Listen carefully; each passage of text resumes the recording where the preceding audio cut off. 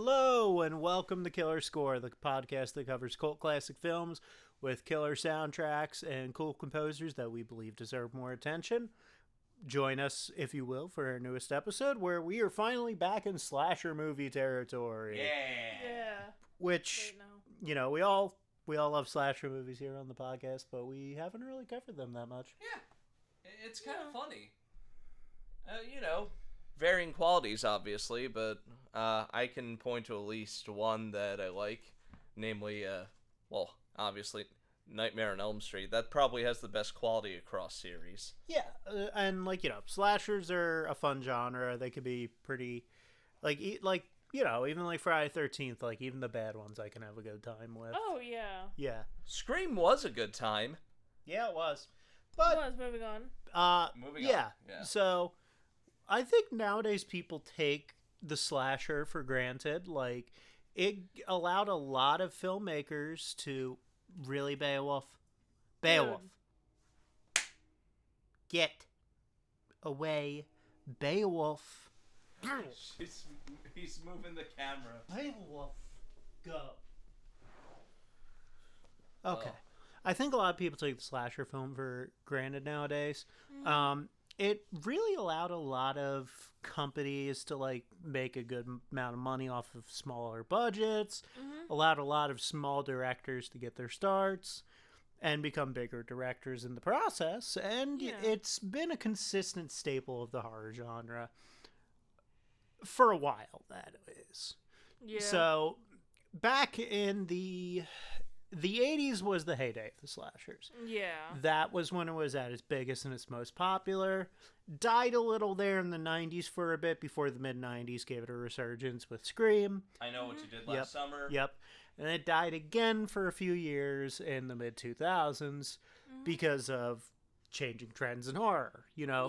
The big thing after that was the torture porn kind of stuff, Stuff like Hostel, which I Yeah. hate. Yeah, Boo. Hostel, all that kind of stuff. Yeah. Which, and there was a resurgence in ghost movie horror at that time too, But one small independent director loved the slasher movie and wanted to give it a little bit of juice. So we're going to be talking about the movie Hatchet today. So, Hatchet came out in 2006, which was during a dry period for the slasher genre, and it was the director Adam Green's love letter to the genre. As such, appropriately, the killer of this film is played by former Jason Voorhees actor Kane Hodder, Nice. with appearances from slasher legends Tony Todd and Robert Englund. They're not big characters, but they have small cameos, that kind of stuff. So the film is set in the bayous of New Orleans during Mardi Gras. Part of why we're doing it around this time, Mardi Gras just happened, and I figured it'd be a fun thing to cover. Mm-hmm. But it was actually shot around the Santa Clarita Ranch in California, and they dressed it up because, it was a low-budget movie. Yeah, you try filming in the French Quarter, I dare you. Yeah. Oh, yeah. This movie did not have a huge budget. I didn't write it down, so I'm going to look it back up again, but it's really not a big budget. Yeah, it had a budget of $1.5 million, which is nothing. Yeah. But Adam Green actually thought of this movie for a while. Believe it or not, the seeds for this movie were planted when he was 8 years old. Huh. So What did he see to plant those seeds? So he was going to a Dracula. Come on, not you two. Dracula. He was going to a boys' summer camp called Camp Avoda, which was a Jewish kid summer camp. Yeah. And the boys were warned by older camp counselors, fucking around with them, oh, don't go near the one cabin over there. Hatchet Face hangs out around there, Hatchet Face. Yeah. And the counselors warned them if they went near that cabin, Hatchet Face would get them. And Green loved the story. He thought that was a fun story.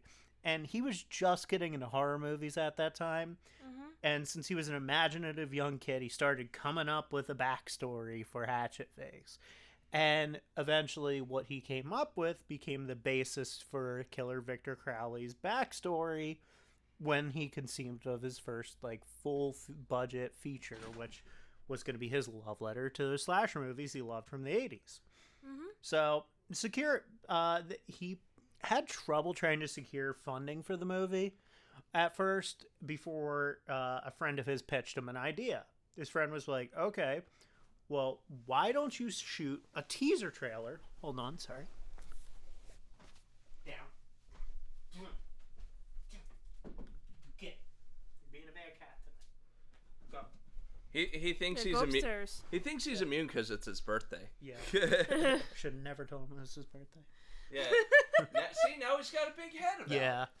To secure funding for the movie, they shot a teaser trailer that they actually did shoot in New Orleans. Oh. And after they released the trailer online, it got a lot of buzz, and Green received funding. That's cool. Honestly, I kind of like that. Yeah. So they came up with like a pitch teaser trailer, basically. It was like, ooh, Hatchet. It was like, oh, okay.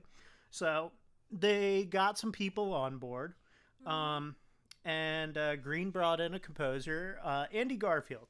So while I don't have as much on Andy Garfield as some of the big composers we've covered, I think Andy Garfield is a really interesting guy. So what else did he do? he ended up developing a working relationship with Green after this, and scored basically almost every single film in the Hatchet series after this, with the exception of like the most recent one, Victor Crowley. But he also scored some of Green's other films, like the 2010 thriller Frozen, which we might The cover. ski lift one. Yeah, not the Disney Not one. the Disney one. Which we might cover for the podcast at some point, because I really like that movie. And Erin hasn't seen it, right? I've only seen like 10 minutes of it while I was scrolling through HBO one time Yeah. when I was I've never like in seen high it. school. It's a very good thriller. Haven't seen a single second of it. Fun fact, I should have been Cinemax. Anyway. turns out they're set in the same universe. Huh? Yeah, it turns out. Hatchet and Yeah. Frozen? Yeah, it turns out there's a reference to Frozen and Hatchet 3. Like like you can hear a news thing about like one of the survivors saying that she's going to. Wait, did that mess it up? Because he kind of tripped over it, and the camera seems to be. Hey, let me check the viewfinder on that. Dudes. I think we're okay. Okay. Yeah, I think we're good. So see? Yeah. the score, yeah. So Garfield worked on it, and then he worked on a plethora of indie horror movies after that. But what I find interesting is Garfield's had a career outside of film composing. Oh. And has probably one of the most interesting compositional careers outside of films of Video any games? composer. Funny enough, he did start out with doing scores for like video games. Oh, what did he do? Nothing super notable. That old Goosebumps PC game he did the score for. All right. Okay. But what I was getting at is he's now active in composing for themed entertainment. Themed entertainment? So, like theme park rides? theme park rides and like interactive rides and like stuff like that. He with the company Pachinko Media, he's done scores for rides such as Men in Black Alien Attack at Universal Studios Florida. One of the best rides there, in my opinion. And he's done various theme park themes for various rides at various parks and won awards for his composing on theme park rides. In fact, Men in Black Alien Attack won like some like big like theme park awards and stuff like that. Yeah. So, which I just think that's really cool. Like, you know, There's awards for theme park music. well, not only that, but he's also like on like various boards for like theme park guilds and like like themed entertainment guilds, and I'm like, that's really interesting to me. That's really cool. I mean, probably not as cool to you guys as it is to me because I'm a huge theme park geek. She's like the theme You're the park theme park queen. nerd. But like knowing like a little more, getting to learn a little more about this like area of theme park stuff is just like so cool to me. And like I'm like, oh, this guy's cool. He does themed entertainment composing. So what you're saying is, we gotta cover a ride at Universal next. So So we gotta go to Florida. Never mind. Let's cross that off the list. So Hatchet. this year is technically the 20th anniversary of Hatchet. Oh. I say technically because it didn't get a wide theatrical release and like home video release until 2007. It still counts. 2006, it started to be jumping around film festivals before it got its limited theatrical release in 2006. But in the festival circuit, the movie was getting rave audience reviews. Most notably is at Texas's Fantastic Festival. Yeah. It won the audience awards for Best Picture and the jury prize for Best Actor for Kane Hodder. Ooh. Oh. And Best Effects. Wow. And it sold out both nights at the festival, and they sold so many tickets that during those nights, some audience members ended up having to sit in the aisles or stand up as they actually ran out of chairs. Oh, wow. Probably worth it Yeah. by the sounds of it. Because, like, at the time, people were hungry for slasher movies because, like, there weren't really slashers coming out. No, there weren't. So, eventually, after all that buzz on the festival circuit, it got a limited time theatrical release in 2007. But since it was only a limited theatrical release, didn't do that well at the box office. Only got around $208,550 at the box office. But on home release, it pulled millions in rentals in the first week alone. Damn. And even more in sales, which ended up causing the film to become a big cult hit and spawn franchises. I saw that it sold like 6-7 million in rentals in the first week alone. Oh my god. And then made like 18 million in home video sales. Got some Oh my sequels God. too, didn't it? Oh yeah, it spawned several sequels and some spin-off stuff like comics and stuff like that. But the special effects were an interesting endeavor on this movie. So the special effects were actually handled by John Carl Buechler, who is a trained hand in horror. He was great to bring on because he had actually worked with Kane Hodder before. Was it Friday the 13th? Yes, when he directed Friday the 13th Part 7. Oh. And did special effects work on that movie as well. He also worked on some other classic horror stuff like Ghoulies, Nightmare on Elm Street 4, Halloween 4, Bride of Reanimator. Sadly, though, John Carl Buechler did pass away of cancer in 2019. Yeah. But Bride of Reanimator has great effects. Oh, yeah. And Robert Pendergraft ended up handling the makeup for this film. He was also a trained hand in horror film makeup. He went on to do some TV show makeup stuff after this. And, Such as? like, it's mostly just like a bunch of low budget indie horror stuff that you probably haven't heard of, but, experienced crew. And since the release of this movie, Green has went on to have a pretty prolific career and just being one of those indie horror directors. He turned Hatchet into a franchise, made a bunch of other indie horror films, and interestingly enough, for a while there, he had a indie metal band called Haddonfield, which he was actually the singer of. So I love that. yeah. Movie reference. So this movie's got a bunch of fun little cameos from classic horror alumni. It's got, a bunch of great cameos. The special effects and practical effects are a lot of fun. We don't have a physical copy, so we aren't going to have a description, but basically what the film is Hatchet takes place during Mardi Gras. A guy is down in the dumps after getting broke up with his girlfriend, and his friend's like, hey, why don't we go on this haunted bayou tour? Because it looks like it'll be a lot of fun, Yeah. Get your head out of the muck. And of course, when they go to do that, terror strikes, and they run into the legendary serial killer, Victor Crowley. Da-da-da. So, join us as we watch Hatchet. It's available to stream for free on free services like Tubi and Freevee, and Plex, where we will be watching the film. And you can also find it. You can also rent it online, and you can probably buy a copy pretty cheap. This film has been out for a while, and it's on Blu-ray and DVD. Get it on Blu-ray or DVD on eBay or So something. it's a fun little slasher. let's get into it, and I'm gonna enjoy showing this one to you guys, seeing what you think. I've already seen this. No, you haven't. Yeah, we watched it together. You sure? Yeah, we watched it at Sammy's place, like 8 years ago. Hatchet? Yeah. I don't remember watching Hatchet with you. I remember watching Hatchet with you. Really? Yeah. Huh. I haven't seen it, so qualifies. You haven't seen it. Let's do it. Yeah.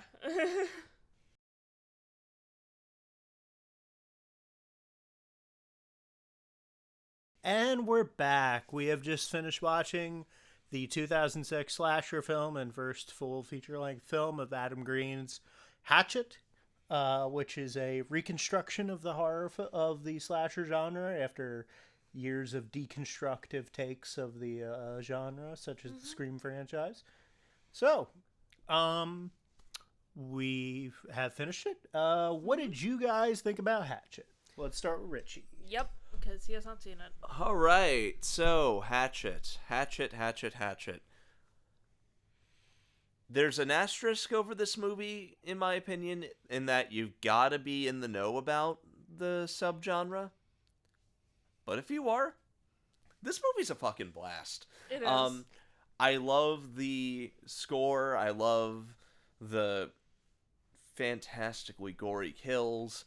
I especially love the tone, which strikes a fine balance between comedy and sincere execution, no pun intended, of the genre. Most of all, though, I just love the acting. Everyone's a fucking treasure in this. Yeah, everyone's really good. Everyone's great. You got Mercedes McNabb from Buffy playing the classic blonde bimbo. Yeah.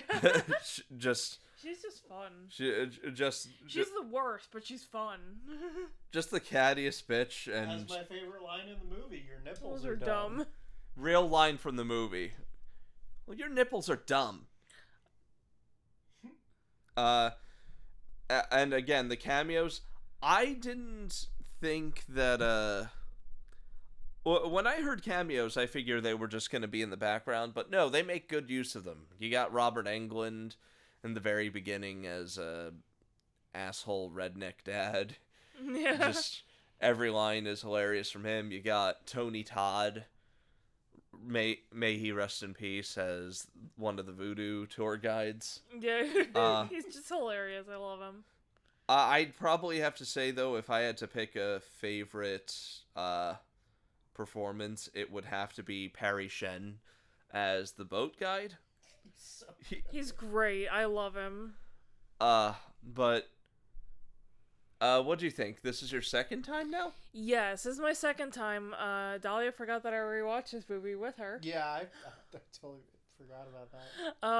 But yeah, we watched this movie probably 8 or 9 years ago. It's been a long ass time. But it's still fun to watch. I didn't remember it being this funny.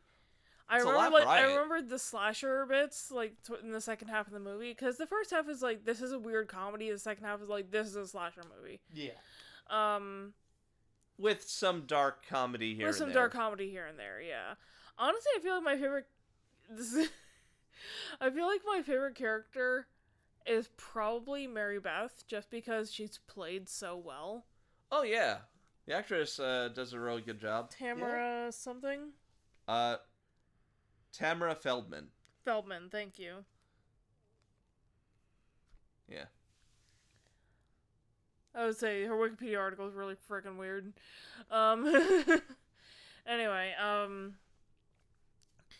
I like the way that, because I can't even say spoilers. Robert Englund is the first to die in this movie, and it's later revealed that's her dad, and she has a complete fucking breakdown because she's like, my dad's dead. Actually, several breakdowns. Yeah. And I was like, this feels realistic. Till like, holy shit, my dad was murdered. What the fuck happens now? You get other realistic reactions like that later in the movie. Yeah, yeah. That'll be a spoiler thing, but yeah. Mary Beth does get recasted. She does get recast, series. yeah. Oh yeah. By Danielle Smith? Harris. Who some of you might know from the Halloween franchise. Yeah. Yeah. Because she played Jamie Lloyd In like the more recent ones, right? No, in 4, 5, and 6. Oh yeah. Yeah, she was the little girl in those movies. Oh, okay. Yeah. Yeah, so she's already got a background in horror. Yeah, she already had a background in horror. I would say you don't have to keep doing this, Richie. Yeah. Sorry. So as he proceeds to do it again. I'm balancing the audio here. Anyway. Yeah, but you're just pushing it back and forth. God damn it. Everyone laughs at me for doing my job.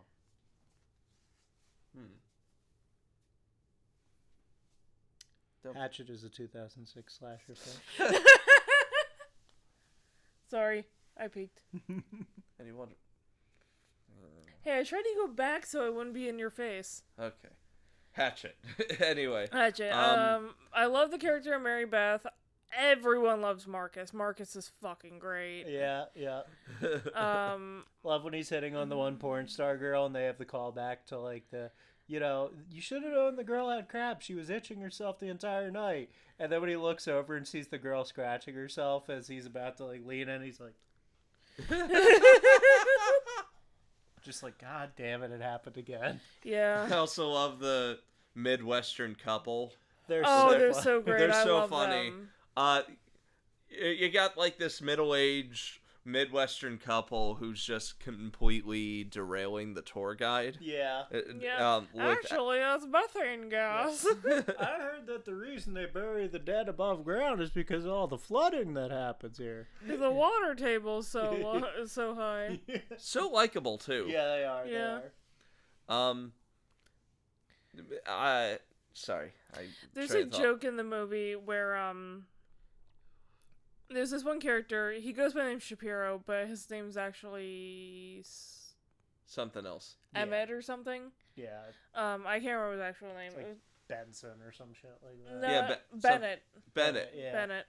And he's supposed to be like a porn director. Yeah. But there's a really funny scene where they're all on the bus, like going to this tour, and he asks the couple, like, have you heard of Bayou Beavers? And the husband's like, yeah, no. His wife's like, no, I haven't heard of it. And he's like, of course, no, I haven't heard of that one. Yeah. But yeah, everyone's so great. I thought it was hilarious because finding out what some of the other actors did was pretty funny. Mm-hmm.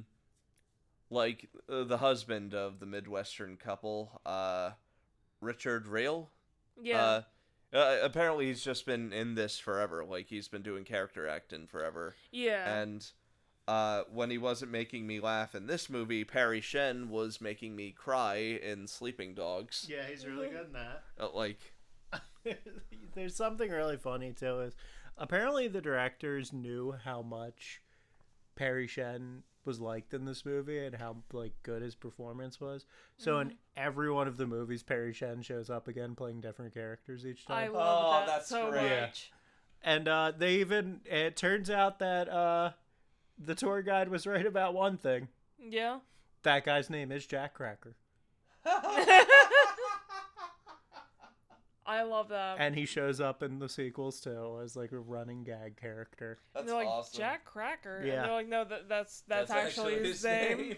He apparently finds the porn tapes. Oh my god. Yeah. Yeah, everyone's performance is so good. It is. Like, some might not like it for stuff. Some might not like how long it takes the movie to like get going. Yeah. Some people might not like the gore, but if you don't, why are you watching a slasher? If you are not a gore person, skip this. It is so messy. I will say, like, I'm gonna put a disclaimer in there, and granted, like, take this with a grain of salt. It's coming from me. I've seen a bajillion horror films. It's not that bad. I've seen worse gore. Like, this is nothing compared to, like, a Saw movie or something. That's true. Terrifier, yeah. Like, I'm just saying, if you're not, like, into slashers, why are you watching this movie? It is like a cartoon. It's like a cartoony level style, of gore, I mean, you were still wincing at some things. Yeah, but I was more like, oh, like that's gnarly, like that kind of thing. Like, because I'm a sick fuck. News at 11. Yes. No, I love this kind of shit. I mean, my favorite kills in like horror movies are usually the ones that are like the most like, oh, or ridiculous and over the top, like the wheelchair in Friday the 13th. Yeah, which is part 2. Part 2. Where it just goes all the way down the stairs. I have like an encyclopedic knowledge of that franchise. You really do. Yeah, I do. Like I love the kill in part 5. That's one of my favorite kills. I think that's one of your favorite kills too, with the band up against the tree. Oh yeah, I thought you were gonna mention the porta potty kill. No, the one with the guy where he's like pulled up against cinched. The tree and he's like pulling like that one. And he like pulls the cinch and like digs into the guy's face. That's a great kill. Honestly, I feel like the ones where you have to do the most special effects work are the ones that are most effective. Yeah. Because it's like you can just be like, he's dead. Yeah. Like I think the most effective kill for me in this movie, like my favorite kill. It's hard to choose, actually. There's 2 kills I'm a toss-up between. Mm-hmm. I mean, obviously spoilers, but this is a slasher movie. Here. This is a slasher movie. People are going to die. People are going to die. They did. Yeah. People are going to die. The nice Midwest couple, come on. They're not going to make it to the end of the movie. Which sucks, because I like them a lot. But the wife's kill, where like he like pulls her mouth out, the head in half... Fucking love that kill. That kill is awesome. She got the worst one. Yeah, and I would argue it's the one porn star girl who gets the like circular saw to the face. Oh yeah, and you see that hanging all.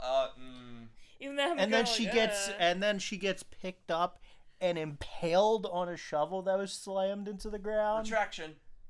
She got the worst one. That's the worst. Yeah. That is the worst one. Although.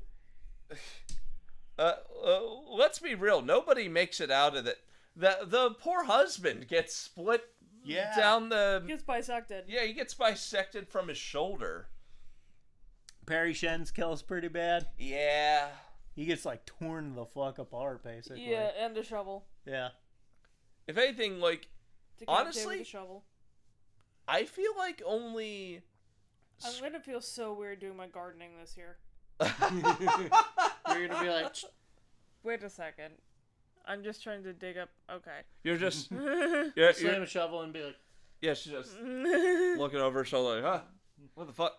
Anyway, gotta be careful near the shovel. But I already feel a way about lawnmowers after watching Sinister. So I was saying, I feel like there are only a few slasher movies that I can think of where I don't really want anyone to die. Yeah. And pretty much in Hatchet's case, the only one I really wanted to die was Shapiro. That's fair. Because he's just a scumbag. Yeah, you find out he was never a director. He was just... He was a con man. Yeah, he was just trying to get saucy videos for himself. Yeah. And you're just like... They literally go through his wallet and they're just like... Bennett. Oh, here's one business card with a fake name on it. Yeah. It's like, okay, glad he was next on the chopping block. Yeah. Yeah. So... kind of hoping he was first on the chopping block. So, basically, the film, I realized we didn't talk too much about the setup aside from the intro. So, basically, there's a guy, Ben, who's just gotten broken up with his girlfriend. He's depressed. He goes to New Orleans with some friends during Mardi Gras who are like, let's party, drink, and stuff like that. You'll have a good time. Party, drink, get crabs, But he's having a bad time because, like, all hot women. It's just reminding him of his ex. Mm-hmm. He doesn't really want to be there right now. Yeah. Some buddies of him told him about a haunted boat tour that he heard about last year. He's like, I don't feel like doing this, like, Mardi Gras bullshit. I'm going to go off and do that. Marcus, meanwhile, his friend, is just... having a great old time. He's having a grand old time. It's like, what the fuck, man? Yeah. Why are we doing this tourist trap bullshit? Yeah, but he's such a good friend. He's like, you know what? All right, I'll go with you. They run into Reverend Zombie, played by Tony Todd, who Love is him. delightful. Amazing. And I love how he's just when he explains why he doesn't do the tours anymore. He's just like, you I got think sued it's- for negligence. you think it's like some dark, like Yeah, fucked there's up like a stuff, and ramping punchline. he's got like this great build up where he's doing that classic deep Tony Todd voice and stuff like He's that. doing the Candyman voice. Yeah, and Yeah. he's like, and he slipped into the water. It's like, well, did a gator get him? Like, did somebody pull him in? He's like, he slipped and he hit his head and he sued me for negligence. You know? I love that so much. Yeah. That wind up, He's like still pissed about it. You He's know? still Yeah, like a pissed year about it. later. More importantly, it's Actually, not even a year, because they said that happened on Halloween, and it's Mardi Gras. Yeah. It's only been like 4 months. You know, he's just pissed about this, and then he's like, "Look, man, I gotta go feed my birds." it's funnier too because he's in character for no reason other than it makes the joke funnier. Yeah. Yeah. And he's just like, "Hey, look, I gotta go feed my birds. I heard there's some other schmuck doing the fucking tour." Thing at the Marie Laveau I'll tell you- Museum. Yeah. I'll tell you what. Speaking of like Yeah. people putting way too much into it, like more than you'd imagine, Yeah. the score. Oh boy, the score. Yeah, It's- Garfield does a great job on the does. score. Yeah. He manages to hit a lot of tones. Yeah. Like in the beginning, it leans into the whimsical comedy. Like Yeah. I said, I'm like, Like that whimsical ass music that plays when they're going off to go on the tour. Yeah, I was like, this feels like it belongs in the Sandlot. I'm like, Yeah. when did we get to Disneyland? The fucking Well, then you hear that and you're like, oh, no wonder this guy did well in themed entertainment. This sounds like a roller coaster. Like, like Music. yeah, this sounds like your walk-in Oh. attraction music Oh. for like a roller coaster. It's like, it's Yeah. like Main Street USA. this is the cue music for the roller coaster. Yeah, it is. Yeah. But then, It's not like Six Flags where you hear the Batman theme on a loop. Yeah. but then This is when like the cue music for like Space Mountain or something? Captain Astro's lightning loops, you know? or that Buzz Lightyear ride. Yes. But then when it has to get intense, oh boy, he's got the string. Going on that score. He's doing his best Harry Manfredini. Yeah, he's got the He is. string Yeah. sections. He's got the horns. Yeah, and I mentioned when we were watching it how the piano at the end of the movie felt very Twin Peaks. Yeah, it feels very Angela Badalamenti. Mm-hmm. Rest in peace. Oh wait, isn't he still alive? I don't know. I think he died a few years ago. Let me Google it. No, my phone's being stupid, even though I just paid the bill 2 days ago. How's it being? Badalamenti. Yeah, I got it. Nope, he died. He died Couple 3 years That's ago. right. He 4 died a years few ago. years ago. 3 or 4 years ago. Yeah, 4 Yeah. years ago. Rest in peace. Yeah. Anyway, R.I.P. to one of my favorite composers. We gotta cover Blue Velvet on here. We do, because I haven't seen I it. think. Oh. Yeah. Oh yeah. I love that movie. I love that movie so much. I'm sorry. That blows my mind that you haven't seen it. I know. It I haven't seen a lot of David Lynch. it's good. I mean, it was kind of the movie that resurrected Dennis Hopper's career. Oh, okay. Because, like, critics loved his performance in that movie. And, like, he got so much critical buzz for that he basically became a villain actor after that. Gotcha. That's what turned Dennis Hopper into the big villain actor. Was Yeah, Blue Velvet. this led to Speed pretty directly. Oh, yeah. Oh my god. But There's a big time out. Because, like, let me tell you, he's intense in that movie. Yeah. yeah, fair warning. That's gonna be a rough one. It's a rough It's- movie. But I will tell you this: production was apparently very friendly. Yeah. Okay. Like I mean, it's David Lynch. So It's I David wouldn't Lynch. He's very I wouldn't good about imagine that. him being like really rough or anything with his actors. Yeah, he's or whatever. very good with his actors and actresses. in fact, Roger Ebert was all outraged by the movie, like, Isabella Rossellini was put through so much, and then Isabella was like, "No, I No, wasn't." Yeah. Dennis Hopper was like the friendliest guy to me, Yeah. and it. Don't you have a Blu-ray copy somewhere? Yes, I do. Okay. Dahlia, I cannot wait for that episode. That That's movie gonna be is a so fun good. episode, good Anyway, episode. but Back to Hatchet. Score's great. Yeah. I especially like. I think the highlight for me are the later chase scenes Mhm. Yeah. where the cast is dwindled down to 3 and they're all scrambling the fuck around. Yeah. Yeah. Man, I will say that The way this like cast ends up, you would not expect who are like some of the final survivors. No, you really wouldn't expect that. Like, you expect Mary Beth to be the final girl. Yeah. Like, you kind of expect that. When you see Mary Beth and she starts talking and she's all mysterious, you're like, oh, it's the final girl. And she's got the gun. Yeah. Yeah, you're like, Yeah. oh, it's the final girl. That's the final girl. Which, not too far off? No, I mean, it's not far off at all. I mean, Yeah. No. Like you said, it's very much a slasher reconstruction. yeah. So, Yeah. like- Not a deconstruction, a reconstruction. like it has fun. It pokes fun of itself sometimes, but it's still very much an earnest execution of it. Yeah. Don't go into this expecting like high cinema or like It's a slasher movie. it's a slasher movie. If you like slasher movies, you'll You will have a enjoy good it. time. You know, Yeah.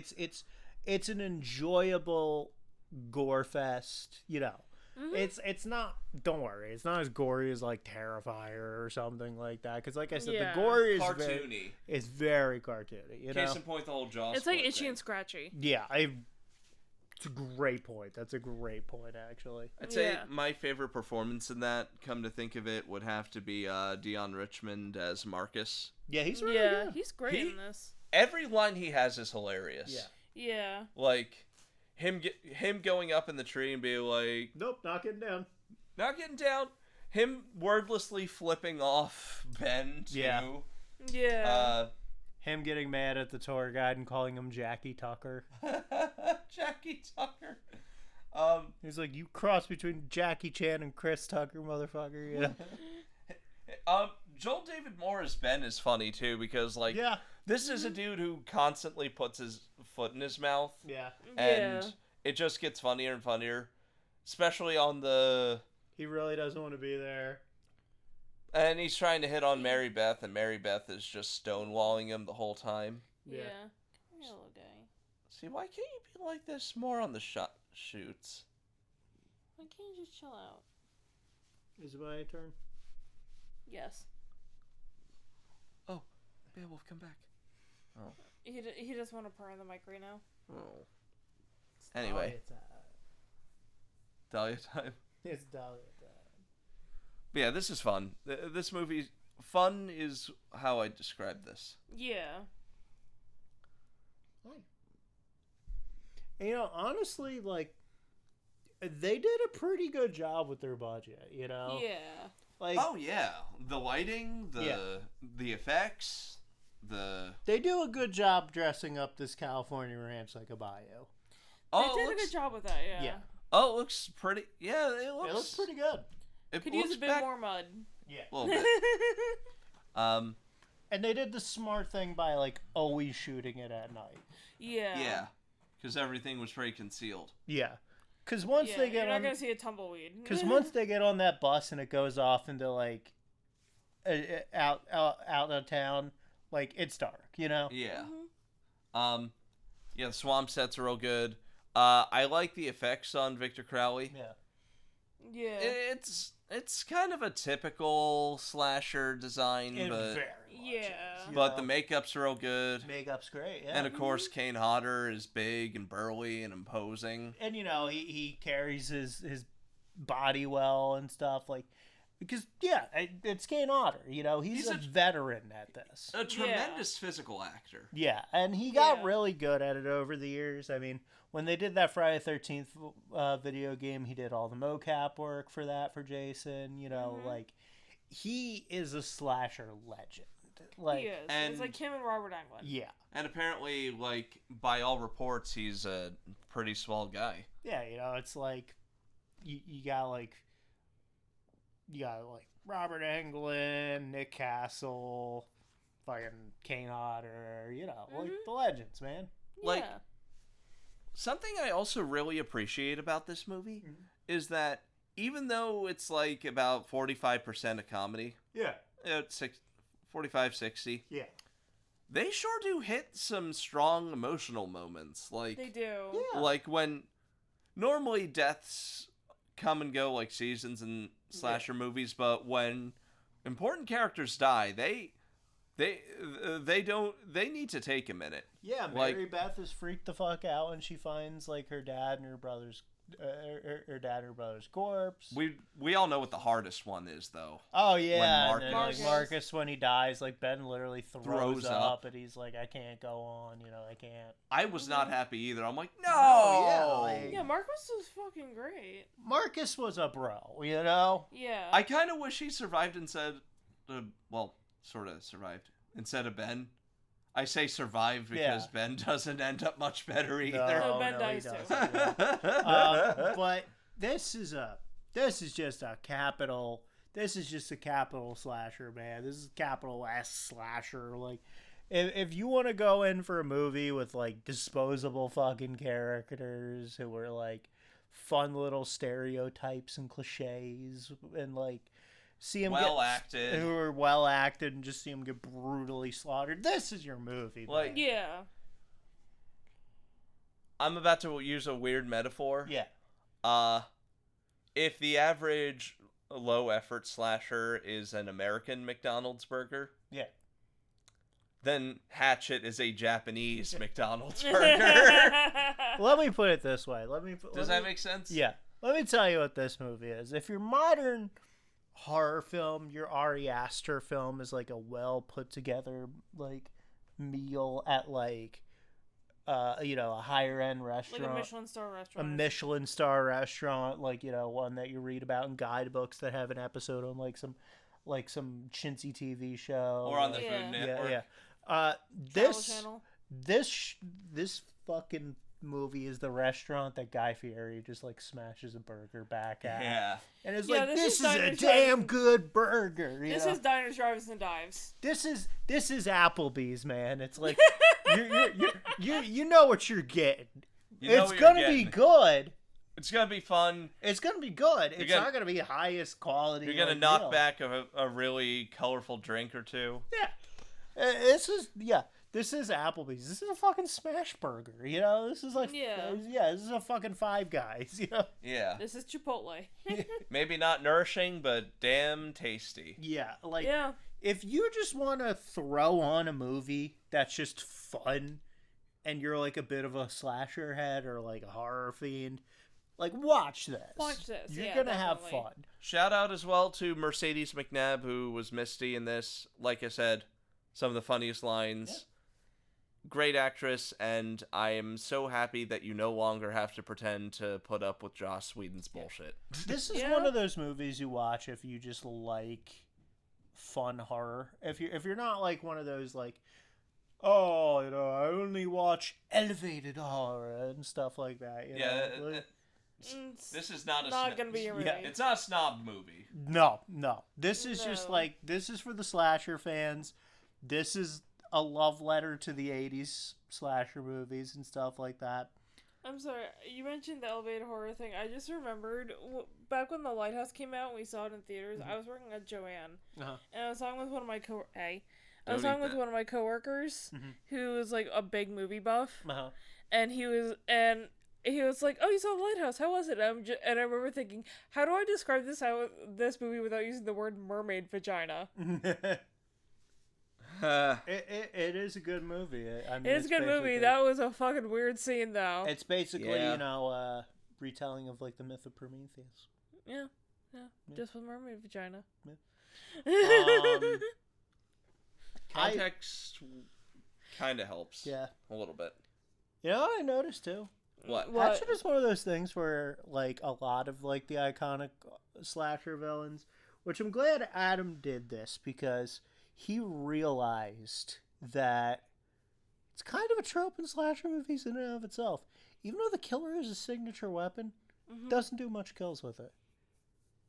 Yeah, he doesn't really do much with the hatchet. Well, yeah, because slashers are about variety. Yeah. Yeah. Like You're most not gonna use slashers a have a knife over and over signature again. weapon, but they don't do a ton of kills with it. Like the only one I could really think of that's like a big victim of that trope is Mikey here. Halloween. Mikey here. He mostly sticks to his knife. Just kitchen knife. Or Bubba Leatherface.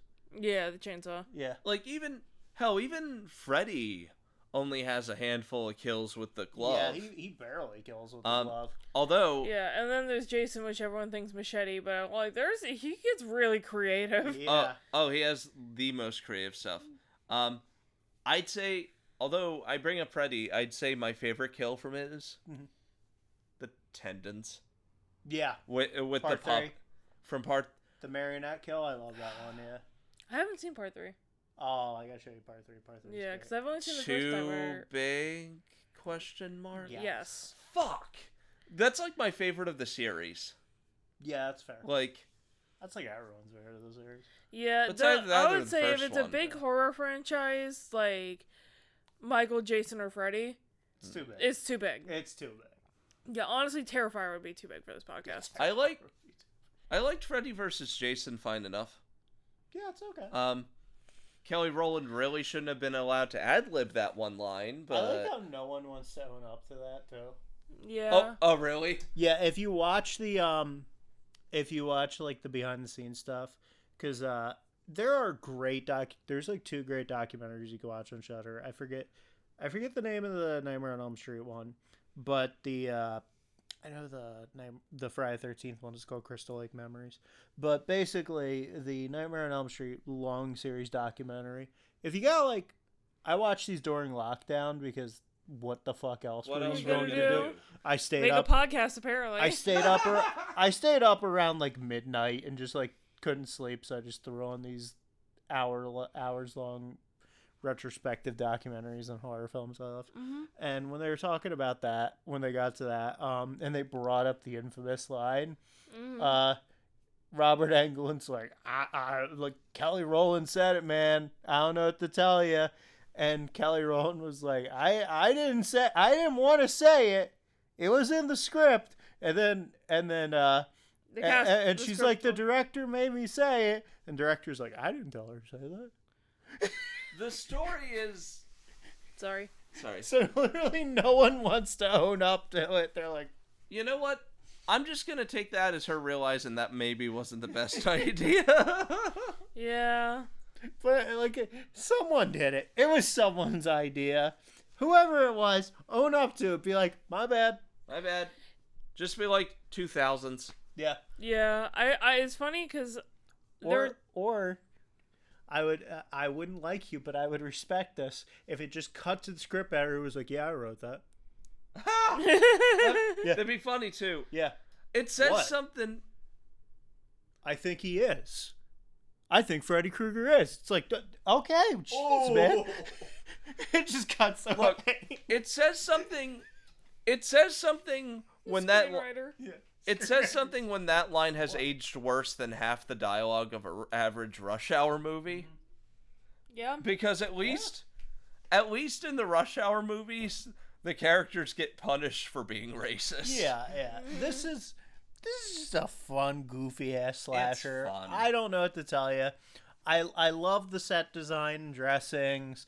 I love how cheap everything about Perry Shen's character is. Yeah. Like, he's got the top hat and, like, the vest and, the like... fake ass feathers and the ruffled shirt, but then he's just, like, wearing normal pants and, like, sneakers. Mm-hmm. I'll tell you what Comedy Gold was. So, sorry. No, back to Freddy vs. Jason. So, I told you about the time where we got snowed in at the liquor store and we were still watching the Star Wars prequels. Yeah. Oh. Yeah. There was another time where it was almost a hurricane outside. Mm-hmm. And we were stuck inside watching Freddy vs. Jason because our boss refused to close the store. Oh my god. 2 out of 3 ain't bad for the prequels. A weird shit went on in that liquor store, but I worked in a liquor store. There's gonna be weird shit. Store. Yeah. I'm pretty sure I met Satan at one point. I liked... Alright. I'll tell that story later. Yeah. I like the save some more liquor stories for the podcast. You know, don't give them all out at once. No. Leave the viewers dangling suspense. Write in the comments if you want to hear Erin's story of running the into devil. Fucking Lucifer in the goddamn liquor store. I feel like that'd be and what he bought. Cue running with the devil here.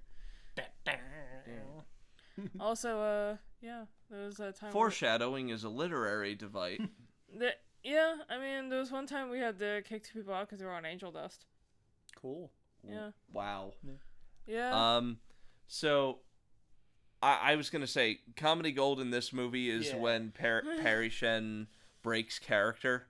Yeah. Like, eventually the Midwestern couple points out too much. Yeah. And he goes on a like, you don't know this very well. You got cue cards. They find his notes. He's like, I love what he's like, I'm from Detroit. And then, does he... Didn't he give, like, a tirade in Chinese? Yeah, he does. Yeah. He does. That had me going. Yeah. I think it was supposed to be Cantonese because the actor's dad is from Shanghai. That's funny.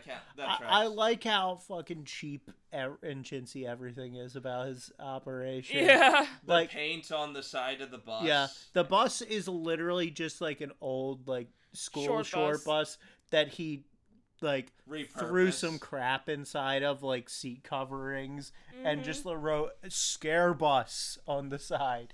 And it Scareboat. The boat is just scare boat, and he hung up some cheap, tiny little like cartoon plastic blue neon colored skeletons and like some crappy little jack-o'-lantern like lights. And like they literally use like they use like metal sheets of siding. Yeah. On the roof, as like a roof. Yeah. On the fucking boat. So when it does start raining, it does absolutely fucking nothing. Yeah. Yeah. It fits too because it's established that him and his brother just kind of threw this shit together. Well, his brother didn't do it. His brother was just like, you can do a tour. Yeah, you can do that's tour. Good money. And he's just like, yeah. Here, scare boat. Yeah, I love to when I love to. I was thinking a failboat. my favorite one of my favorite things is when they establish it's like well, how long have you been doing this? He finally breaks down and reveals this is the second time. Yeah, he's like, well, the boat didn't break down on the first time.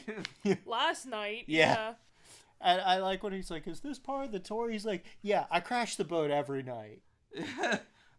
Man, he nailed that delivery. Just like the biggest smart. Yeah, like, I crash the boat every night. Yeah, it's just like, how stupid are you? You know? Mm-hmm. It's like, look, I know I'm not good at my job, but yeah, I crash the boat every night. This is a whole part of it, you know? Mm-hmm. Like, man, him and Marcus's actor were just knocking it out of the park. Everyone's on their A game. Yeah. Everyone from the cast to the editor especially, like, he's good at these quick cuts. Yeah. And the jump scares. The lighting's decent for this, you know? Yeah. Direction. Mm-hmm. The lighting's better in this than it is in most modern movies. Really like I said, it's the Japanese McDonald's burger of cinema. Yeah, it's like... No, seriously, their McDonald's put us to shame. Well, yeah, most international McDonald's put us to shame. Yeah. I mean, this movie literally actually, like, it was like a breath of fresh air at the time. They were tired of, like, the usual crap. I forgot to mention this part. They literally make fun, the tagline of this made fun of, like, the current horror landscape. Because the tagline was, old school American horror that isn't a remake, a sequel, or based on a Japanese horror film. Yeah. Because it was basically just saying that's what every single horror movie is nowadays.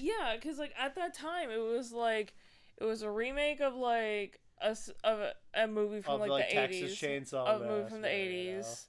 70s or 80s. Yeah. It was a sequel to a movie from probably the 70s or the 80s. Or an American adaptation of a Japanese horror film. Or like The Ring or The Grudge or even One Missed Call. One Missed Call. I was going to say that American adaptations are a mixed bag because on the one hand you get The Ring, which fine enough. Pretty good. On the other hand you get One Missed Call, which is one of the worst fucking movies ever. Yeah, and you know, I'll even say Grudge ain't bad.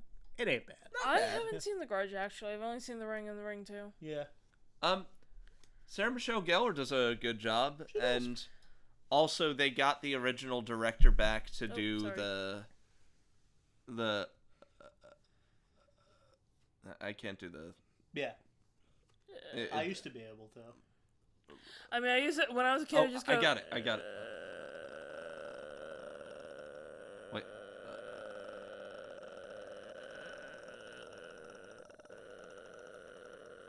Okay, now that he's doing that for 30 seconds. See, I can do it well. Wait, did you hear mine? Pretty good. Yeah. See, Wow, one that of my waveform looks so tiny. Yeah. yeah, it's funny because like when I was a kid, one of my vocal stems was literally going. It would scare the shit out of people, and I had no idea why. Well, fun fact, by the way. Apparently, the director would annoy his friends as a kid doing that noise, and that's where pretty it. I love that. And that's how. It's really unnerving in the movie's context. I would literally hover over people and go. I just realized something. Yeah. I think we could do The Ring. Because you The haven't Ring? seen the original Japanese Ring, right? Ringu? Ringu? No. Yeah. All right, well, that's another one we could do. Erin, put it on your list. Read the book. Okay. Book's good. Book is good. Book is good.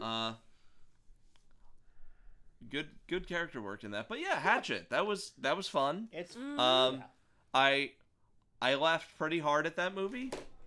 Yeah. I wasn't expecting to laugh as hard as. it's shockingly funny. And you Yeah. know, again, this is for slasher fans. Everyone else is gonna kind of be out of their element. Or if you want to get into like, Oh, Sorry. I'm not gonna. I was gonna say that, but I'm like, I wouldn't say if you want to get into slashers, check this one out because I feel like you'll appreciate this a lot more after you've you've seen other expanded your ones. slasher. Watch at least the first couple. Watch Halloween. Watch the Nightmare on original. Elm Street. Watch the original John Carpenter Halloween. Watch Nightmare on Elm Street. Watch the first couple Friday the 13th. Yeah, Texas Chainsaw. That kind Texas of stuff. Chainsaw, that kind of thing. Yeah. Yeah. I'm gonna even give you some little other classic Hallmark ones. Watch Black Christmas, the original '70s version. The Bob Clark one. Yes, and watch Silent Night, Deadly Night 2. I'm kidding. Garbage Day. watch the very original My Bloody Valentine. Very good. Okay. That cinematography. Yes, That movie. that's a very good one. Can we Wait, talk wait. about how interesting it was that both leads of Supernatural starred in a slasher remake during the same year? What? Oh, yeah, because one was in the Friday the 13th reboot. And remake, Jared whatever. Padalecki was, Jared Padalecki was in the Friday the 13th reboot.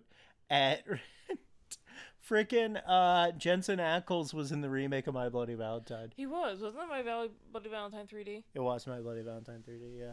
Yeah. Because I was seeing trailers for that and going, what the fuck is Now, this? Yeah. Here's a question. Uh-huh. Would you Bailiff, I'd really appreciate if you climbed out of the couch.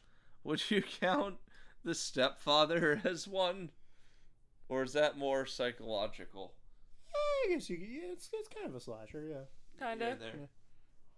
Well, here's the thing. The stepfather movies would have been mid had it not been for one thing. Dad issues. No. The performance of Terry O'Quinn Yes, he's Gotcha. very good. as the titular stepfather. Who am I here? Oh, thank you. So, yeah. Yeah. All right. I think we're all good on this one. Yeah. Check it out if you're looking for a fun little slasher romp. And that was Hatchet. Happy Mardi Gras, belated. Happy Mardi Gras. Hey, sorry Even again. though it's like 2 weeks past Ash Wednesday. Yeah. I mean, is there another Mardi Gras movie out there? Nah. I can't think of any. Yeah. I have to look it up. Yeah. Sorry about the delay on the editing. I really needed to. Dude, you had jet lag. You flew Yeah. across like 16 time zones. Yeah. Hmm. So let's get on with our thing. Wrap this baby up. Tell us what we're doing next time. So Dahlia, you had mentioned that as much of a fan you are of slashers, Yes. that we haven't done a lot of slashers until, well, just now. Yeah. Mm-hmm. Interestingly, there's a bit of a parallel in that there's a genre of fiction that I'm a huge fan of that I think we could use a couple of entries of on here. Yeah. Okay. Because I think the last one of the genre I'm about to talk about we did was Near Dark. Westerns. Westerns. Okay. But I was gonna say but- vampire movies. But since this is Killer Score, I wasn't gonna bring you any, average John Wayne affair. No. this is where things get trippy. Once Upon a Time in the West? Shoot me now. The second this camera cuts, I am going to punch you right in the jaw. What's that, not a good Western? Oh, But wait. I will beat the ever-living shit out of you. Oh, wait. And so Once will Upon a she. Time in the West. I got confused with the other shitty movie. A Million Ways to Die. A Million Ways to Die in the West. That's... Yeah, because you poisoned the well back when we talked to Train to Busan. Anyway. This one's trippy, and it's a return to one of my favorite directors of all time. We got another Jim Jarmusch one for you. Join us, won't you, for a tale of death, Native Americans, poetry, and more death. Huh? I feel like that could be phrased. Death, Native Americans. Death, Native folklore. Ooh. Yeah, I was like, that could have been phrased better. God, I wish I could find that Regis Philbin quit. I'm gonna cut that out. Technical difficulties. Ooh. Editing Richie. A Tale of Death. Native Journeys. Folklore. I thought he was gonna say that. More death. Shut the fuck up. This is the worst outro ever. It is. This is the worst one we've had. This is the worst one we've done since fuck it, we're doing this. Just say the movie at this point. Alright. Jim Jarmusch's acid western with music by Neil Young, Dead Man. See you next time, I guess. Fuck both of you.